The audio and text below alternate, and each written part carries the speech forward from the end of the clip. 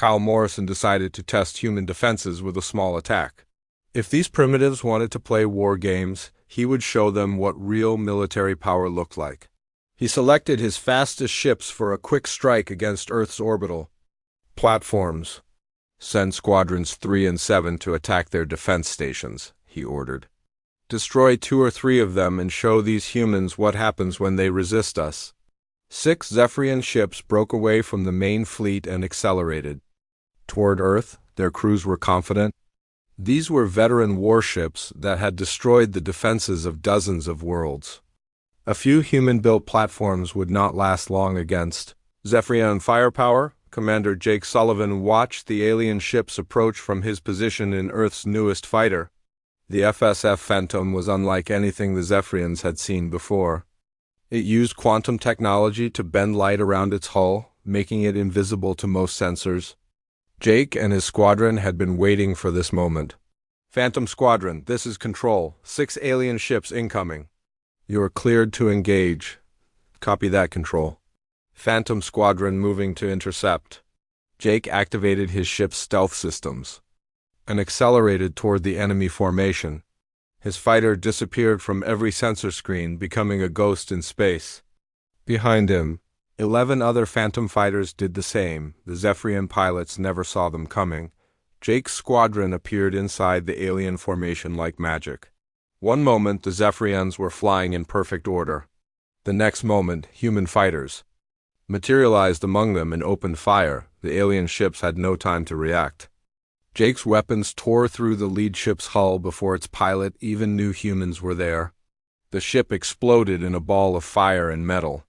2 more Zephyrian vessels died in the first seconds of combat. What is happening? Screamed one alien pilot over the radio. Where did they come from? The surviving Zephyrian ships tried to fight back, but the human fighters were too fast and too small. They appeared and disappeared like deadly shadows. Every time an alien gunner tried to target them, they vanished again. Jake rolled his fighter through a series of moves no Zephyrian pilot could follow. His ship twisted and spun in ways that should have been impossible. The alien vessels were built for straight-line speed and heavy firepower. They could not match human agility. In 3 minutes, all 6 Zephyrian ships were destroyed.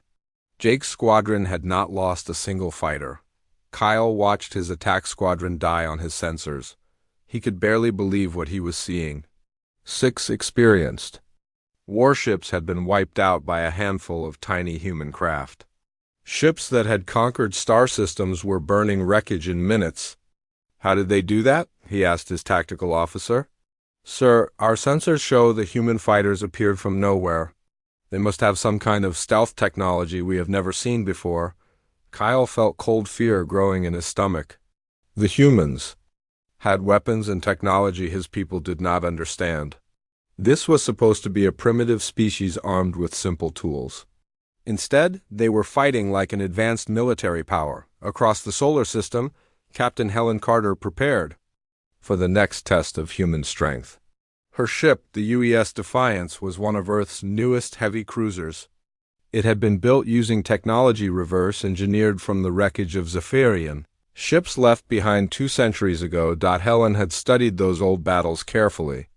The original human resistance had captured several alien vessels. Human scientists had spent decades learning how Zephyrian technology worked. Then they had built something better. Ma'am, long-range sensors detect a single alien ship moving toward us, reported her weapons officer. Just one? They must be trying to test our capabilities. Very well, let us show them what we have learned. The Zephyrian cruiser Dominator approached Earth's outer defenses with confidence. Captain Crix commanded one of the Empire's most powerful warships. His vessel had destroyed entire fleets of enemy ships. He expected to brush aside whatever defenses these humans had managed to build. Sir, we detect a single human ship moving to intercept us, his sensor operator reported. Crix laughed. One ship? These primitives must be desperate. Target their vessel and destroy it quickly. The Dominator opened fire with its main weapons. Massive energy beams shot across space toward the human ship. Crix expected to see the enemy vessel vaporize. Instantly. Instead, the beam struck the human ship's hull and scattered like water hitting a rock. The Defiance's adaptive armor absorbed the alien weapons and converted their energy into power for its own systems. Helen smiled as she watched the alien attack feed more energy into her ship's batteries. Their turn is over. Now it is our turn. Fire main guns. The Defiance's weapons were nothing like the energy beams favored by most species. Human engineers had taken a different approach. They had built kinetic weapons that fired solid projectiles at incredible speeds. 3 tungsten rods shot out from Helen's ship. Each rod weighed several tons and moved at a significant fraction of light speed. The Zephyrian shields had been designed to stop energy weapons. They were useless against solid matter moving that fast. The first rod punched through the Dominator's shields like they were not there. It tore through the alien ship's hull and exited on the other side, leaving a hole you could fly a shuttle through. The second rod destroyed the ship's main reactor. The third rod broke the vessel's back. Captain Crix had just enough time to realize his mighty warship was dying before the reactor explosion vaporized everything within a kilometer. Kyle watched another of his ships die on the tactical display. The Dominator had been one of his most powerful vessels. It had taken the humans less than a minute to destroy it completely. "Sir, shall we call for reinforcements?" asked his second-in-command. Kyle wanted to say yes. Every instinct told him to retreat and bring back the main fleet. But he could not show weakness in front of his crew. The Zephyrian Empire did not retreat from inferior species. "No, we will handle this ourselves. Begin full attack. All ships target the human orbital platforms." 44 Zephyrian ships accelerated toward Earth. Their captains were no longer confident. They had seen what human weapons could do. But orders were orders. The Empire expected victory. Lisa Parker watched the alien fleet approach. She had hoped they would be smart enough to retreat after the first demonstrations. Now she would have to teach them a harder lesson. All platforms, prepare for full engagement. Show them why humanity does not back down from bullies. Around Earth, 100 defense platforms powered up their weapons. Jake Sullivan's fighter squadron regrouped for another attack. Helen Carter's cruiser moved to join the battle along with 20 other human warships. The Zephyrians had expected to face a few primitive vessels with simple weapons. Instead, they were about to fight the most advanced military force humanity had ever assembled. Kyle Morrison was about to learn what his ancestors had discovered 2 centuries ago. Humans were dangerous when cornered. They were deadly when they had time to prepare, and they had been preparing for this fight for 200 years. Kyle Morrison had no choice left. His invasion fleet was dying around him. 20 of his ships were destroyed, captured, or too damaged to fight. The humans had turned his organized attack into a disaster. "Send the emergency signal to High Command," he ordered. "Request immediate reinforcement from the main battle fleet." His communications officer hesitated. "Sir, that will take 3 days for the message to reach them. Another 5 days for the fleet to arrive." "Do it, we cannot take this." "Plan it with our remaining forces." The message raced across space toward the Zephyrian homeworlds. Kyle knew his career was over. No captain in Imperial history had ever requested help to conquer a primitive planet. But he also knew his original mission was impossible. The humans were not primitive. They were something far more dangerous. 3 days later, the message reached Supreme Admiral Kethmer at Zephyrian High Command. He read Kyle's report with growing disbelief. According to the transmission, Earth had destroyed or captured half an invasion fleet using inferior numbers and impossible tactics. "This is obviously a mistake," Kethmer told his staff. "Captain, Morrison has clearly suffered some kind of mental breakdown. Humans are a primitive species with simple technology." "Sir, we also have reports from our captured ships," his intelligence officer replied. "The data confirms Morrison's story. The humans have advanced beyond our projections." Kethmer studied the captured recordings. He watched human fighters appear from nowhere to destroy Zephyrian squadrons. He saw alien warships fall to improvised human weapons. He witnessed soldiers taking control of superior technology using methods no civilized species would attempt. How is this possible? Our intelligence said they were still using chemical rockets and metal projectiles. Sir, that intelligence was 200 years old. We never updated our assessments because we assumed they would remain static. This was the Zephyrian Empire's greatest weakness. They believed inferior species could not improve significantly over time. Their own society had remained unchanged for centuries. They expected others to do the same. Assemble the 7th Battle Fleet, Kethmore ordered. 500 ships should be enough to handle whatever these humans have built. The largest military force in Zephyrian history began moving toward Earth. Kethmore commanded vessels that had conquered entire star systems. He had weapons that could crack planets in half. The humans would learn why the Empire was feared across the galaxy. On Earth, intelligence services detected the massive alien fleet 5 days before it arrived. The quantum sensors humanity had built could see faster-than-light travel signatures from incredible distances. Earth Defense Command had plenty of time to prepare. 500 ships, General Bennett told his staff. That is 10 times larger than their first fleet. Sir, our forces are ready, Admiral Parker replied. We have been building and training for 2 centuries. This is what we prepared for. Humanity had not been idle during the past 200 years. Every nation on Earth had contributed to planetary defense. Every factory had built weapons. Every scientist had worked on new technology. The species that had once fought with swords and muskets had become a military superpower. Captain Danny Walsh took command of the Earth battleship Retaliation as the human fleet assembled. Around him, 500 human ships prepared for the largest space battle in their history. Each vessel represented decades of engineering and preparation. Danny looked at his crew.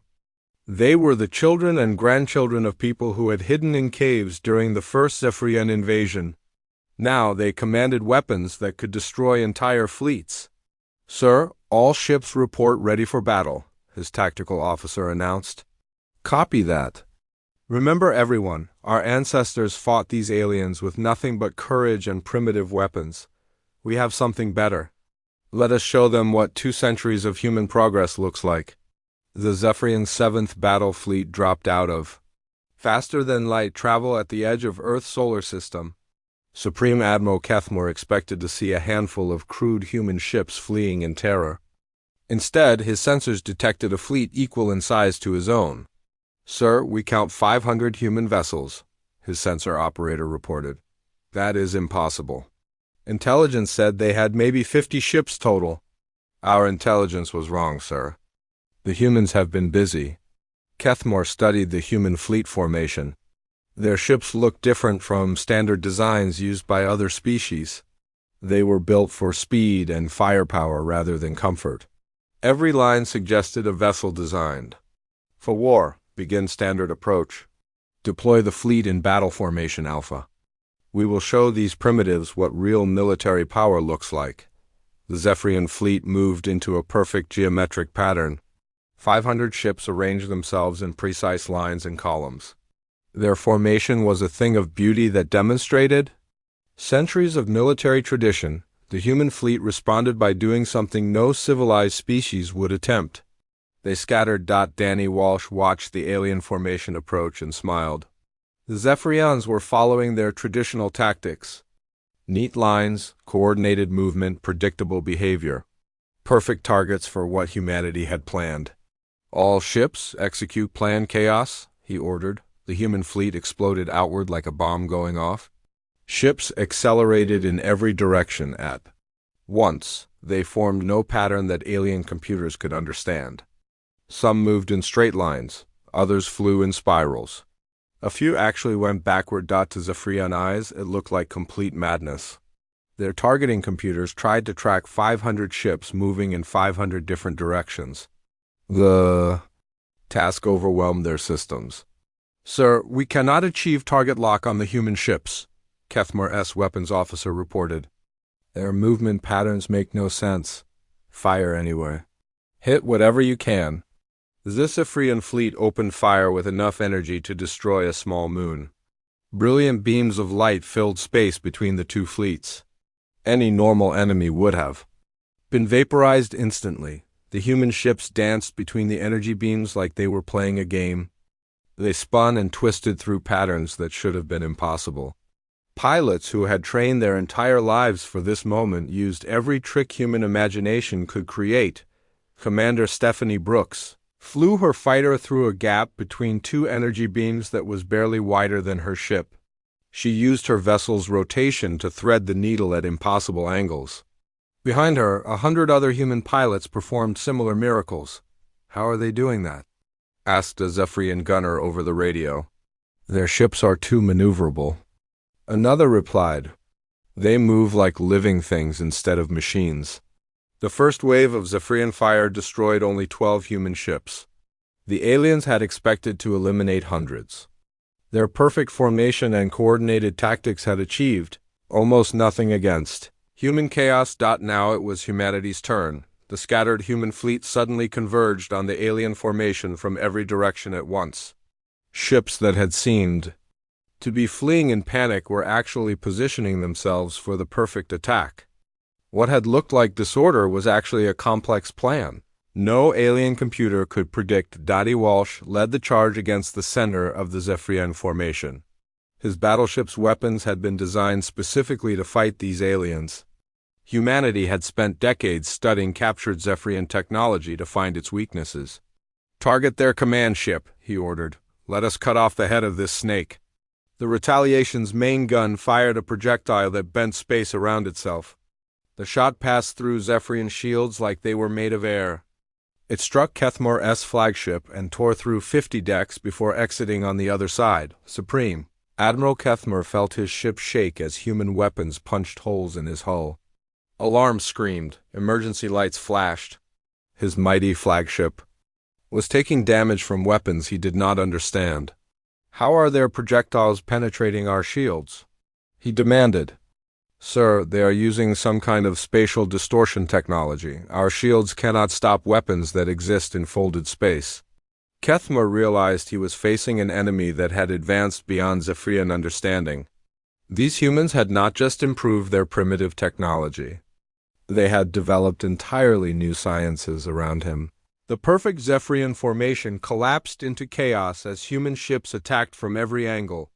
The aliens found themselves fighting a battle they did not understand against an enemy that refused to follow the rules. For the first time in their history, the mighty Zephyrian Empire was losing a battle against a supposedly inferior species. The battle for Earth's orbital space began with fury. 44 Zephyrian ships opened fire on human defense platforms while Earth's fleet moved to intercept them. Energy beams and projectile weapons lit up the darkness between worlds. Kyle Morrison watched his fleet engage the human defenses. His ships followed standard Zephyrian battle tactics. They formed neat lines and fired in coordinated volleys. Their computers calculated optimal firing solutions and executed precise maneuvers. The humans fought like wild animals. Jake Sullivan's fighter squadron appeared and disappeared throughout the alien formation.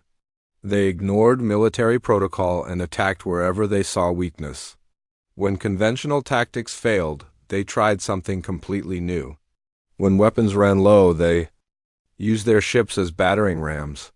"Sir, the human fighters are not following any recognizable combat patterns," reported Kyle's tactical officer. "What do you mean? They should attack in formation." "Instead, each pilot fights independently. They improvise constantly." "Our targeting. Computers cannot predict their movements," Kyle frowned. This was not how civilized species conducted warfare. Battle was supposed to be orderly. Commanders made plans and soldiers followed them. These humans seemed to make up new strategies during the fight. One of Kyle's ships, the destroyer, suffered engine damage from human weapons. Captain Vex tried to retreat to a safe distance for repairs. He did not expect the humans to follow. A damaged enemy. Colonel Ryan Thompson had other ideas. His assault transport, loaded with Earth's best soldiers, accelerated toward the crippled alien ship. "Sir, the damaged enemy vessel is retreating," his pilot reported. "Not on my watch," Ryan replied. "Take us in close. We are going aboard." Sir, that goes against standard procedure. Boarding actions are only attempted after the enemy surrenders. The enemy has not read our standard procedures. Prepare for forced entry. Ryan's transport locked onto the Zephyrian ship and used magnetic clamps to attach itself to the alien hull. Human soldiers in powered armor cut through the ship's outer plating with plasma torches. They entered the alien vessel through holes burned in its side. Captain Vex could not believe what was happening. The humans were boarding his ship while it was still operational and armed. No civilized species would attempt such a dangerous maneuver. It was insane. Security teams to Deck 7, he ordered. Repel boarders. The Zephyrian soldiers who responded to his call had trained for centuries in proper military procedures. They advanced in neat formations. They followed established protocols for ship defense. They expected to face enemies who would do the same. Ryan Thompson and his soldiers fought. Like demons, the humans moved through the alien ship like a storm. They used every available weapon, from advanced energy rifles to improvised explosives made from ship components. When they ran out of ammunition, they used their fists. When corridors were blocked, they made new paths through the walls. "What? Are these creatures?" asked one terrified Zephyrian soldier over the radio. Ryan appeared around a corner and answered with a burst of gunfire. The aliens were taller and stronger than humans, but they were not prepared for humanity's aggressive fighting style. They expected ordered battle lines and structured combat. Instead, they faced chaos. The human soldiers split into small groups and attacked from multiple directions. They used air vents to move through the ship unseen. They turned off gravity in sections to confuse defenders. They hacked alien computers and changed environmental controls to make corridors too hot or too cold for Zephyrian troops. "Sir, the humans have taken control of our engine room," reported Vex's chief engineer. "How is that possible? That section was heavily defended." "They did not attack through the main corridors. They came through the waste disposal system." Vex felt sick. What kind of species crawled through sewage pipes to attack their enemies? These humans had no sense of dignity or proper conduct. Ryan Thompson stood in the Zephyrian engine room and looked at the alien technology. His engineers were already figuring out how it worked. Humans had a talent for understanding and adapting foreign technology quickly. "Sir, we can take control of this ship's systems," his technical specialist reported. "Do it. Let us give their captain a surprise." On the destroyer's bridge, Captain Vex watched his control panels flicker and change. Warning lights appeared as human soldiers took control of his ship's vital systems. They were turning his own vessel against him. "Sir, the humans have locked us out of navigation and weapons control," his technical officer reported. "Override them." "I cannot, sir. They have changed all the access codes. The computer no longer recognizes our commands." Vex realized his ship was no longer under his control. The humans had not just boarded his vessel, they had captured it completely. In less than an hour, a few dozen human soldiers had taken a Zephyrian warship that housed over 1,000 crew members. Dr. Nicole Hayes worked frantically in her laboratory aboard the orbital station Watchdog. As the battle raged around Earth, she studied pieces of destroyed Zephyrian ships. Every alien weapon and computer that survived the fighting was brought to her for analysis. "Doctor, what have you learned about their technology?" asked General Bennett over the comm. "It is impressive, but predictable," she replied. "Everything is automated. Their weapon systems use artificial intelligence to target enemies. Their ships fly predetermined courses calculated by computers. Even their tactics follow preset patterns." "What does that mean for our forces?" "It means they cannot adapt. Our pilots change tactics constantly during battle. Their computers cannot keep up with human unpredictability. Every time we try something new, their systems have to start over." Nicole looked at a captured Zephyrian rifle. It was a beautiful piece of engineering, but it only fired in preset modes. Human weapons were cruder, but more flexible. A human soldier could modify his rifle during battle to meet changing conditions. "General, the aliens have optimized for perfection, but we have optimized for adaptability." They are like a chess computer playing against opponents who change the rules during the game. Space around Earth had become a chaotic battlefield. Human ships darted between alien vessels like angry wasps. They used tactics no military academy had ever taught.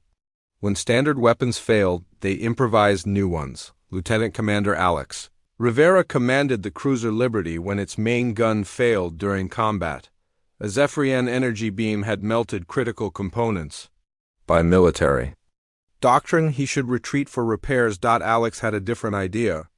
Engineering, can we reroute power from life support to the secondary weapons? Sir, that would be dangerous. We need life support to keep the crew alive. We need weapons to keep the crew alive. Do it. Alex's engineers worked frantically to rebuild damaged systems using spare parts. They connected coffee makers to targeting computers. They used materials from the ship's gym to repair damaged circuits. They turned a recreational laser light show into a targeting device. Sir, this is completely against regulations, his chief engineer reported. Regulations did not account for fighting aliens. Will it work? Maybe, if we are very lucky and the laws of physics cooperate. Alex fired his improvised weapon system at a Zephyrian cruiser. The beam that emerged from his ship was unstable and chaotic. It should not have worked at all. Instead, it tore through alien shields and destroyed the enemy vessel in seconds. The Zephyrian commander watching this impossible victory could not understand what he had witnessed. How could a damaged human ship create a more powerful weapon using spare parts and kitchen appliances? Kyle Morrison received reports from across the battlefield. Human forces were winning through methods no Zephyrian tactician could comprehend. They ignored military doctrine and invented new ways to fight in the middle of combat. His beautiful, disciplined fleet was being torn apart by organized chaos.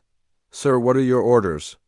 Asked his second-in-command. Kyle stared at the tactical display. Half his ships were destroyed or captured. The humans showed no signs of slowing down. They seemed to get more dangerous as the battle continued. For the first time in Zephyrian history, a superior force was losing to an inferior enemy through the simple power of human unpredictability. The emergency lights cast long shadows through the corridors of the UES Defiance. Jake Morrison walked through his disabled ship, checking on his crew and trying to understand the full damage from the alien attack. The ship felt dead around him. No humming engines, no computer sounds, just the quiet whisper of backup life support systems. He found Amy Brooks in the main engineering section, surrounded by open panels and broken equipment.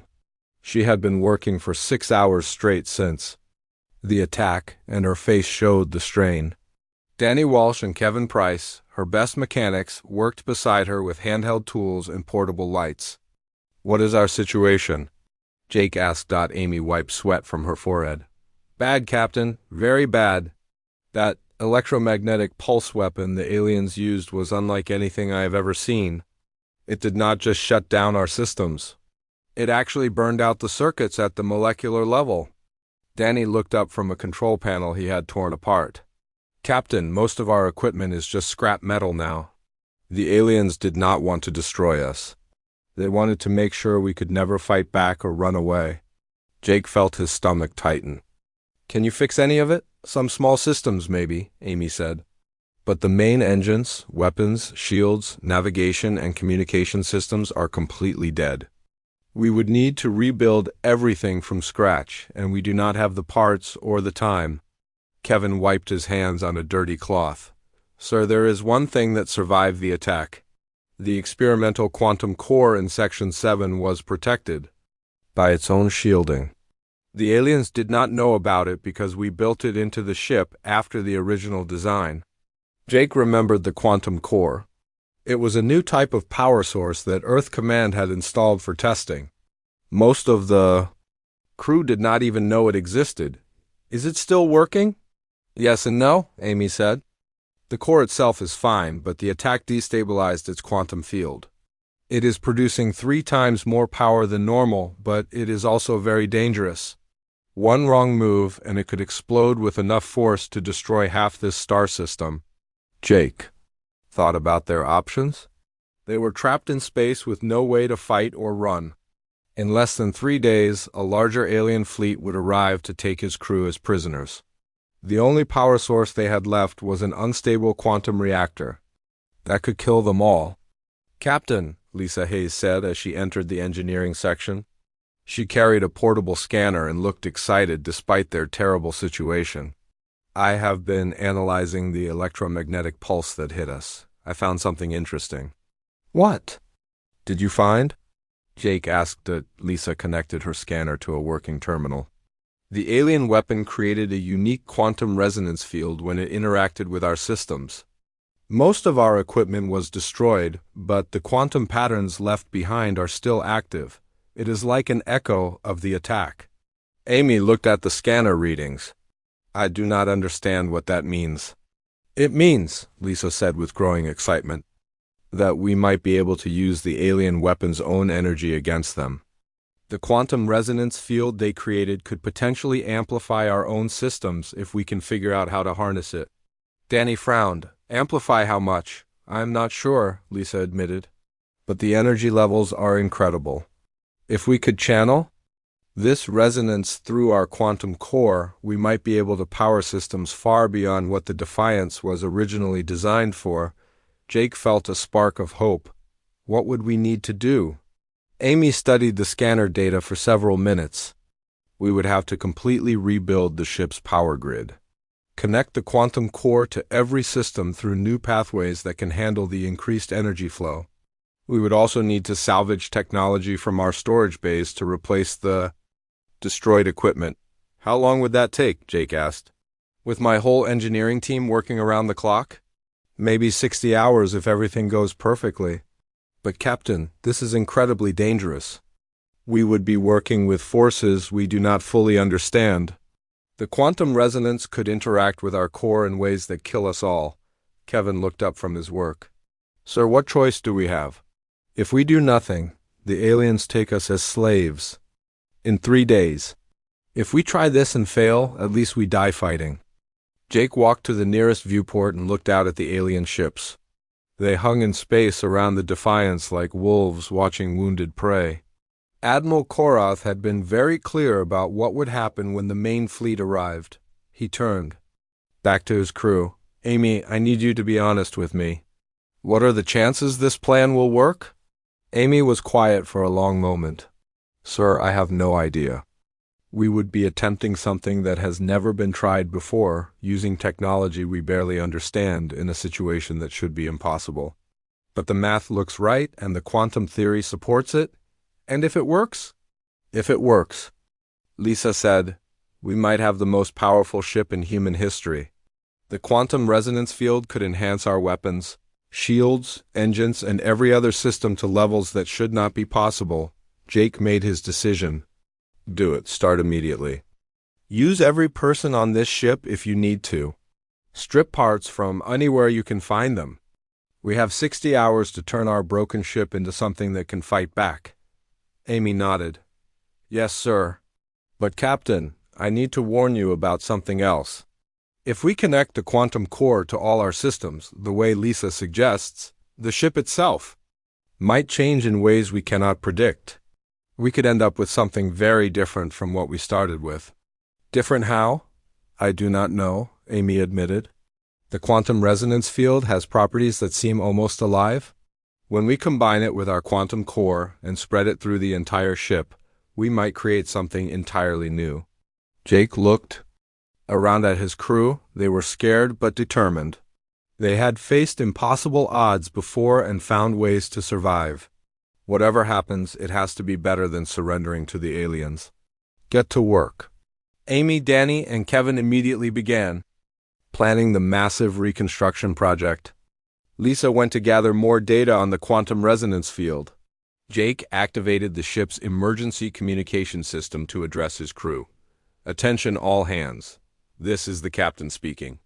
Our situation is desperate, but we are not giving up. The engineering team has developed a plan that might allow us to fight back against the aliens who attacked us. For the next 60 hours, every person on this ship will be working to rebuild the Defiance into something stronger than before.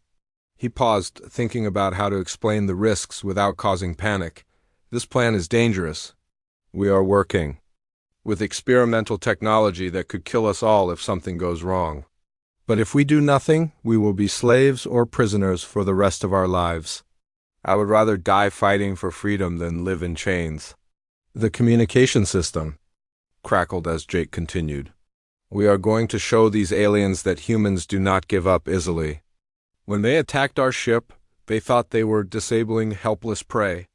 They are about to learn that they only made us angry. All department heads report to engineering immediately. We have work to do.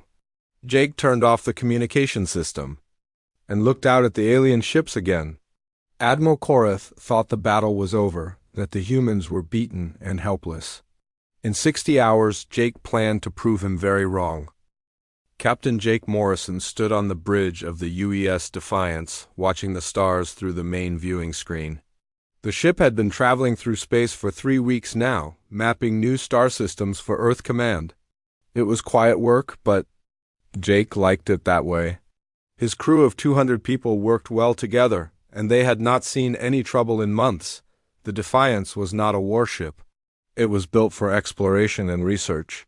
The ship had good engines, strong shields, and basic weapons for protection, but nothing more. Jake preferred it this way. He believed that humans should explore space with open hands, not closed fists. Amy Brooks, his chief engineer, walked onto the bridge. She was a small woman with short brown hair and quick hands that could fix anything. Captain, we are picking up some strange readings from the Kepler 442 system, she said. The energy patterns do not match anything in our database. Jake turned to look at her. How strange are we talking about? Very strange. The computer thinks it might be artificial. Something built, not natural. Ryan Carter, the tactical officer, looked up from his station. He was a tall man with broad shoulders who used to serve on military ships. Sir, should we call for backup before we investigate? Jake thought about it for a moment. The nearest human ship was 6 days away. If they found something important, waiting that long might mean losing the discovery to someone else. No, we will check it out ourselves, but stay alert. Lisa Hayes, the science officer, was already working at her station. She had long red hair and loved solving puzzles. Captain, I am getting more detailed scans now. There's definitely something artificial in that system. It is big, maybe the size of a small moon. Jake made his decision. Set course for Kepler 442. Take us in slow and steady. The Defiance moved through space toward the strange readings. As they got closer, the energy patterns became stronger. Lisa worked at her station, trying to figure out what they were seeing. Captain, she said after an hour of work, I think we found some kind of space station. But the design is nothing like human technology. The power source is incredible. Jake felt excited, but also worried. First contact with alien technology was always dangerous. Red alert.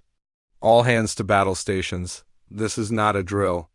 The ship's lights changed to red and alarms sounded throughout the Defiance. Jake's crew had practiced this many times, and they moved quickly to their positions. Sir, Ryan said from his station, I am detecting multiple ships moving toward us. They are big, and they are coming fast. On the main screen, Jake could see them now. 5 massive ships that looked like nothing humans had ever built. They were dark gray with sharp edges and strange symbols glowing on their sides. Each ship was 3 times the size of the Defiance. Open a channel, Jake ordered. Let us try to talk to them. The main screen changed to show a creature that made Jake's blood run cold. It looked like a mix between a lizard and a spider, with 6 arms and 4 eyes. Its skin was dark green with black spots, and it wore some kind of metal. Armor. I am Admiral Vex Korath of the Zephyrian Empire, the creature said in perfect English. Its voice was deep and harsh. You humans have entered our space without permission. This is a crime that requires punishment. Jake stepped forward. I am Captain Jake Morrison of the United Earthship Defiance. We did not know this was your territory. We are explorers, not soldiers. We mean no harm. The alien admiral made a sound that might have been laughter. Humans always say they mean no harm, but you spread through space like a disease, taking what does not belong to you. This ends now. We can leave your space immediately, Jake said. There is no need for conflict. No, Admiral Korath replied. You will surrender your ship and your crew. We will take you to our re-education centers where you will learn to serve the Zephyrian Empire. Your ship will be studied and destroyed. Jake felt anger rising in his chest. That is not going to happen. Then you will be destroyed along with your ship, the Admiral said. You have 1 minute to surrender, or we will disable your vessel and take you by force. Jake looked around his bridge. Amy stood ready at her engineering station. Ryan had his hands on the weapons controls. Lisa was still scanning the alien ships, looking for weaknesses. His crew was scared, but they were not going to give up without a fight. All hands prepare for combat, Jake announced over the ship's communication system. We are not surrendering to these aliens. We are going home to Earth, and nobody is going to stop us. The minute passed quickly. Admiral Korath appeared on the screen again. You have made your choice, human. Now face the consequences. The alien ships moved into position around the Defiance. Jake could see strange weapons charging with blue energy. Evasive maneuvers, he ordered. Return fire with everything we have. But before Ryan could fire the ship's weapons, the aliens attacked. A massive wave of blue energy hit the Defiance from all sides. It was not like any weapon Jake had ever seen. Instead of trying to destroy the ship, it seemed to crawl through the hull like living lightning. Every light on the bridge went out. Every computer screen went black. The engine stopped working. Even the artificial gravity failed, and Jake felt his feet leave the floor. What did they do to us? Amy shouted in the darkness. Emergency lights came on, casting red shadows everywhere. Jake could hear his crew working frantically at stations that no longer responded to their commands. Report, Jake ordered. Sir, Amy said, her voice tight with worry. They hit us with some kind of electromagnetic pulse weapon. It fried every major system on the ship. Main engines are dead. Weapons are dead. Life support is running on backup power only. Jake felt the weight of failure pressing down on him. His ship was helpless, drifting in space while 5 alien warships surrounded them. He had led his crew into a trap, and now they would all pay the price. How long do we have on backup power? He asked. Maybe 3 days if we are careful. Amy replied. Admiral Korath's voice came through the ship's emergency communication system. Your ship is now disabled, humans. You cannot run, and you cannot fight. In 72 hours, our main fleet will arrive to collect you and your vessel. Use this time to prepare for your new lives as servants of the Zephyrian Empire. Jake clenched his fists. 3 days to figure out how to save his crew and his ship. 3 days to prove that humans were not as helpless as these aliens believed.